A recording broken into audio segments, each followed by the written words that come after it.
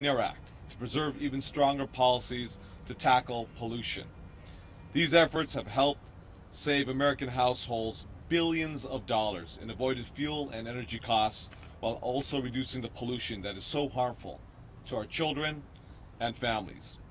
They've also sent a very clear signal to investors and innovators that California is committed to building a healthier, more sustainable economy. Today, clean energy is a pillar of our economy that employs over 500,000 Californians. Our commitment to strong environmental protections is a leading reason why California remains the nation's capital of innovation. Californians understand we don't have to choose between a strong economy and a healthy environment, and we're not willing to accept either or. But while we've made tremendous progress in cleaning up our air, parts of our state still suffer from some of the worst air quality in the nation. In fact, 5 California cities, Fresno, Bakersfield, Los Angeles, Modesto, and Visalia, consistently rank as the most polluted in the nation for ozone and particle pollution. Those that suffer the most are poor, the working class, and their communities of color. In Los Angeles alone, more than 3,000 people die each year from breathing dirty air, and asthma is the leading reason of school absenteeism in our schools in California. It's not just Flint, Michigan that's stuck with toxic drinking water. Millions of Americans are in the same position. Hundreds of California communities currently fail safe drinking water standards. The costs to our economy and our health are staggering, and that's why we are so alarmed by the president's words and actions. He denies climate change. He wants to dismantle core environmental protections, weaken the EPA, and fast-track new fossil fuel developments on public lands. And Congress is racing to roll back landmark protections like the Endangered Species Act. Californians can't afford to go back to the days of unregulated pollution, and our current challenges are great enough.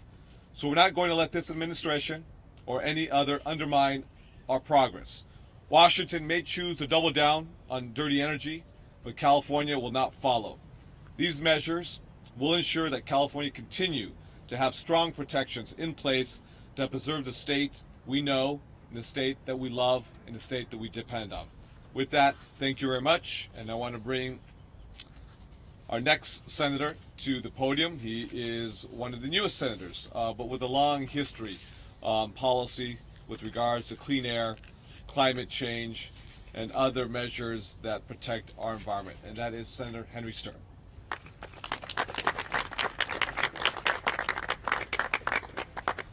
Thank you, Mr. Pro Tem. Welcome, everyone. What we're unveiling today is a very straightforward set of legislation. It essentially says we can't go backwards. As the Pro Tem mentioned, we have a lot of progress we've yet to make. People are dying from dirty air, kids are missing days of school, and there's a lot of progress yet to be made. However, we cannot afford to go backwards. So what we're doing today is we're locking in at least some baseline so that people in the state of California can trust that we're going to have their back to preserve the quality of California that they've all come to expect, and know that progress can still be made, but this will prevent backsliding both federally and in this state. And I welcome the debate. I welcome the debate with the federal government and other states, because I think this is an incredible state to live in, and we're going to preserve that with every ounce of our being. Thanks. Thank you very much. Thank you, Senator Henry Stern. Next, we have from the Gold Coast, from Santa Barbara, Ventura counties, that is Senator Hannibeth Jackson. Senator Hannibeth Jackson. Good morning. And it is a gorgeous California morning, is it not? The Trump administration has launched an attack on science that we have never witnessed before in our history. On his first day in office, President Trump issued orders to federal scientists across multiple agencies prohibiting them from speaking publicly without permission.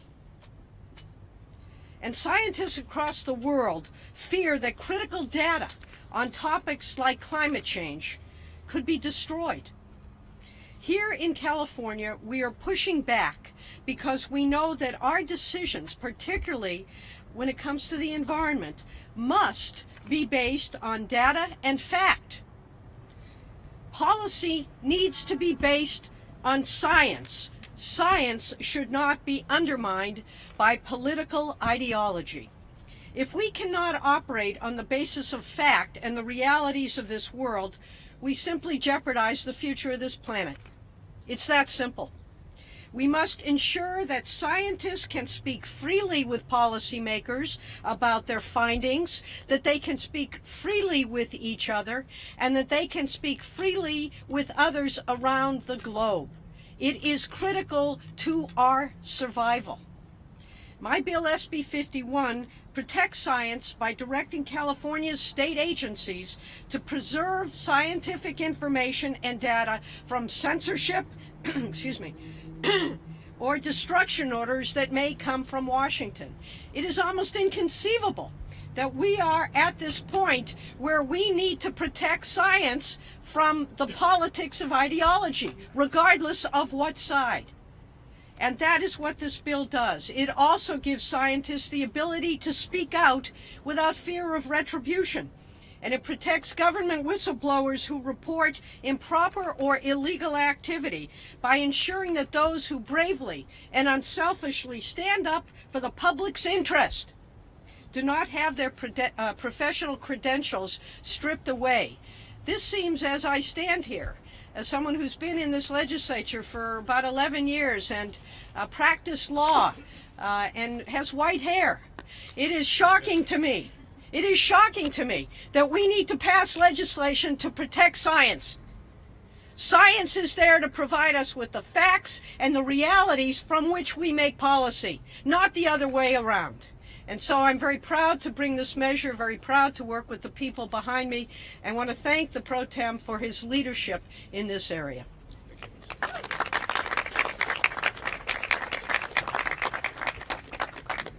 Thank you very much, Senator Hannibal-Jackson. Next we have from Santa Monica, from the coast down in Los Angeles, West Los Angeles, that is Senator Ben Allen. Senator Ben Allen.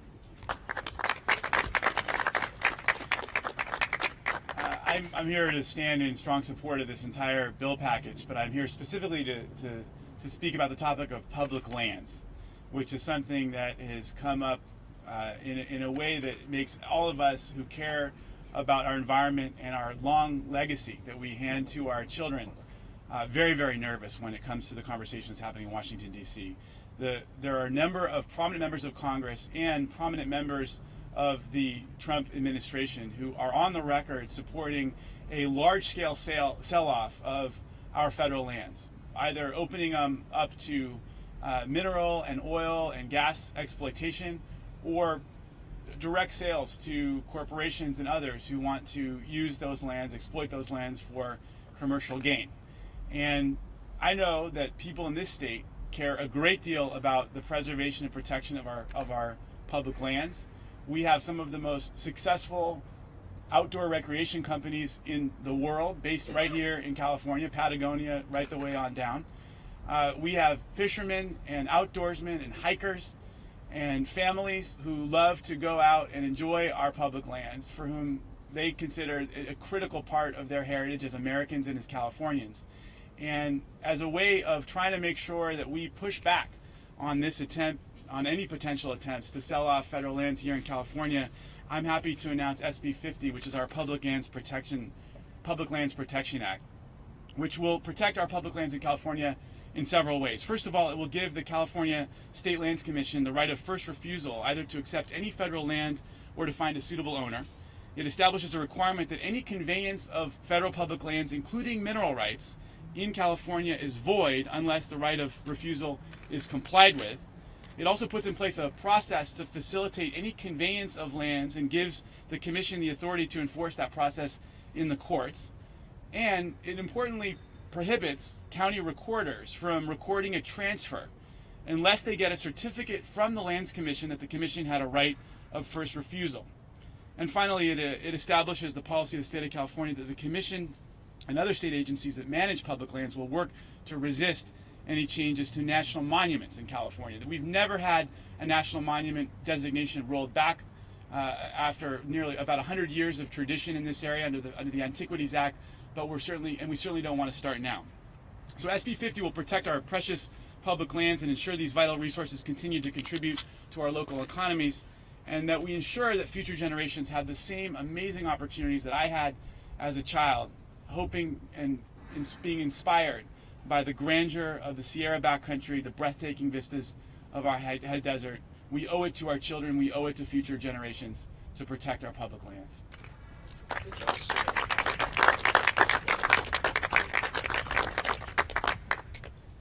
Thank you very much, Senator Ben Allen. We also have here present with us the chairman of the Environmental Quality EQ Committee, Senator Bob Wachowski. We also have with us the chairman of Veterans Affairs, that is Senator Josh Newman, also with us today here. And we also have with us today the senator for this area, in fact, that is Senator Richard Pan. And we have our Majority Leader, Senator Bill Monning, as well, and we also have with us from the North Coast, that is Senator Mike McGuire. with us too. I don't know Mr. McGuire or Mr. Monning or Mr. Hunt wanted to share a word or two. Okay, sure, please go ahead. Don't ask a politician if they want to ask. Hey. I do want to take a moment to say thank you to the Pro Tem for his continued leadership to be able to protect our environment and to keep California's economy moving forward. And I wanted just to speak very quickly on the issue of public lands, because the North Coast has nearly more public lands on the federal side than anywhere else in the state of California. And the threat to our national public lands is real.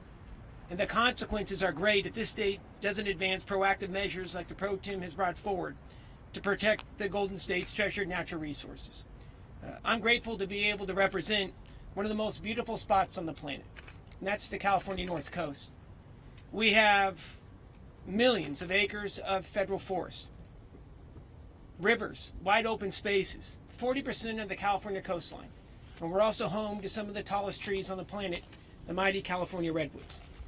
Our federal wildlife lands and national parks are America's gathering grounds, our nation's backyard.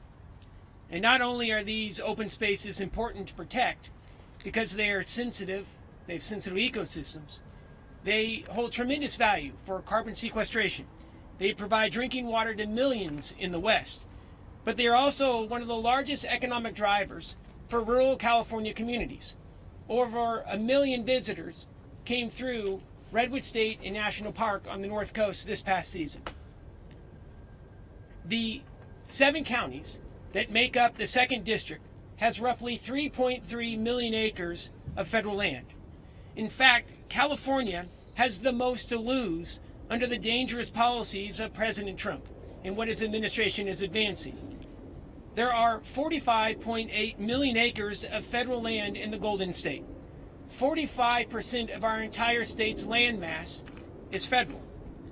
And just 2 years ago, we saw what this threat could propose.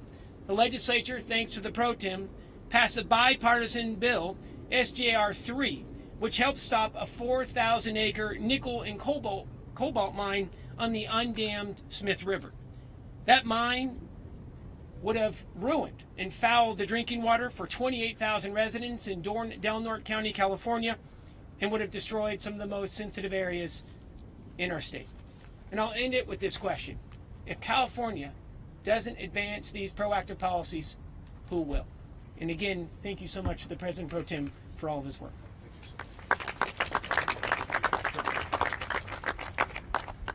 Well, I want to thank all my colleagues here for championing and leading on these very important issues. Now, I'm proud to represent the Sacramento region. I'm also a pediatrician, someone who's been involved in public health throughout my career. And often when we talk about the environment, and we've heard about natural beauty, we've heard about recreation, but it's also about health. The reason we have the waivers, and we've had the waivers for a long time from the EPA, is because it impacts the health and safety of Californians. When we don't have clean air, and if you look at our weather patterns and look at the nature of California. We need those protections to also protect the health of the people who live in our communities. And so that's why it's so important we stand up and say that California does have unique needs. We also have unique requirements that protect the health and safety of our citizens. And so that's why it's so very important that we fight to ensure that we protect those waivers, that we stand up and protect our community and all who reside within this wonderful state. In addition, I also want to say, as a scientist, it's so important that we allow science to inform our policy. This is something that the United States has done from its founding.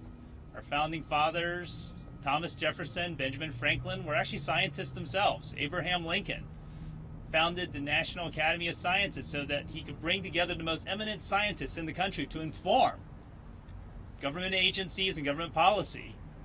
World War II and after World War II, we made tremendous investments, and that was our technological edge in our advancement in the world, is science.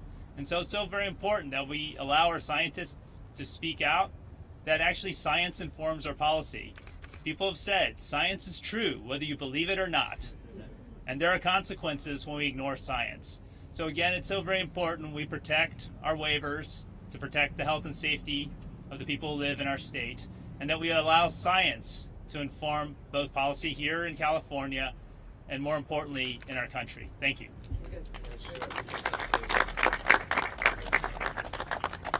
I don't know if Mr. Newman or Mr. Monning, is that you're fine? Mr. Monning, you're fine? Good to go?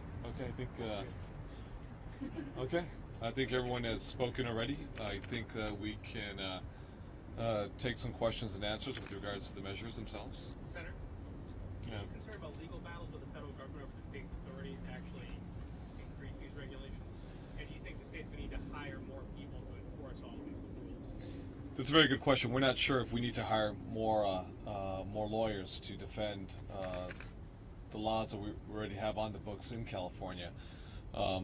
As you all know, that we have hired the former top lawyer of the nation, Eric Holder, to be outside counsel to the legislature. I can say this: the less that we use Eric Holder, the better.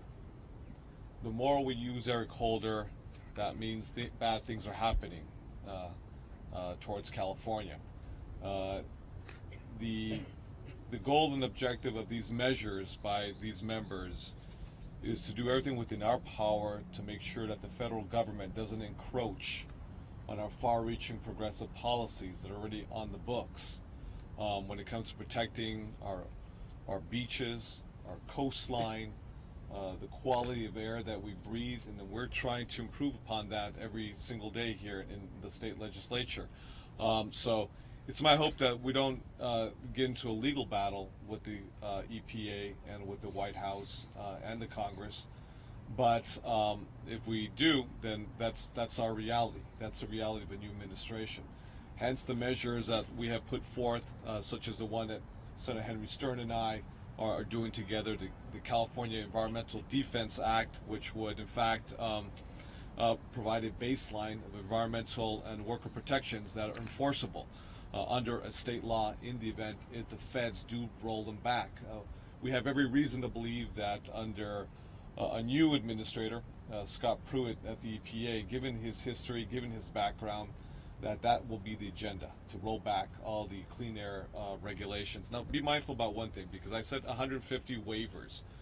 I believe, if I'm correct, and someone can correct me, either my colleagues or the audience, this goes back all the way to beyond Ronald Reagan, and I believe to Richard Nixon. So you have Richard Nixon, you have Gerald Ford, you have Ronald Reagan, you have George Herbert Walker Bush, and until recently, George W. Bush, who approved all of the clean waivers, mindful, except for one, but the courts decided that ultimately at the end of the day. So all waivers have been granted for the state of California. It's our hope we don't get into that battle, but I think we have to be proactive, and hence the preemptive move with these policies. And you need to boost state EPA staff to handle the workload of enforcing federal regulations as well as state regulations. Well, we'll find that out when we engage with the governor and his staff and the folks over, Mr. Martinez, Secretary Martinez, over at EPA. This may be repeating a little bit, but are you guys saying that state law should override federal law? We believe that California's laws have been very far-reaching. They have been very progressive. They have been the reason why we've been at the forefront in terms of economic growth and job creation, because we have taken a negative, bad air quality, the issue of climate change and the consequences of climate change, and we have turned that around, and we have created economic growth as a result. Any attempt to undermine our policies in California is going to hurt our economy, and will put people out of work, and will damage our environment, damage the air, make it worse in some places. So therefore, we do believe that we need to move policies to trump, if you will, no pun intended, policies that may come out of Washington, D.C. that are against the values and the people and the natural beauty of the state of California. This must be uncharted territory, though. This is an extraordinary period in our political history. Extraordinary times call for extraordinary action. Any other further questions? Can you tell Okay, us what seeing none. happened with Senator Nguyen on the Senate floor today? I'm still trying to figure that one out myself too right It now. sounds like So it was an Elizabeth Warren type of situation. it's someone. I will say this, and I'll just make a very brief comment. I'm greatly unsettled what took place on the floor. I will be speaking with Senator Janet Nguyen as well as the Republican leader, Ms. Fuller, shortly. We want to give everyone an opportunity to have their ability to speak their mind. There was a parliamentary procedure that was not followed. It could have easily been dealt with in terms of speaking to the condition of the file. There was a refusal to recognize that parliamentary procedure. The presiding officer at that moment had asked her on numerous occasions to cease speaking and to go to condition of the file. That was ignored for reasons I don't know. I have yet to speak with her directly and personally. I am unsettled across the board of not following the rules and the parliamentary procedures that could have been dealt with quite easily, and just the way it was handled. So I'll be speaking with her as well as Ms. Fuller. All right, we have members here who will be available for individual interviews as well as stakeholders as well. Thank you very much, everybody. Thank you.